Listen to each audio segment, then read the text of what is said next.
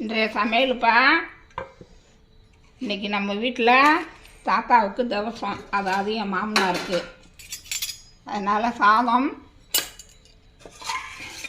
சாம்பார்ப்பா, பூசணிக்காய் போட்டு கொஞ்சம் பருப்பு போட்டு இது சாம்பார் வச்சாச்சு.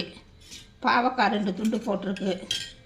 இது வடை, அப்பளம், இது இது அது என்னது, பாவக்காய் வறுவல், மசாலா வடை, எல்லாம் மசாலா வடை, பாவக்காய் வறுவல், வாழைக்காய் பொரியல். இது பருப்பு பாயாசம். எல்லாருக்கும் ரொம்ப பிடிச்சது பருப்பு பாயாசம். அப்புறம் தயிர். இதாப்பா இன்றைய சாப்பாடு. அப்பளம் இருக்குது. வாங்க எல்லோரும் சாப்பிட வாங்க.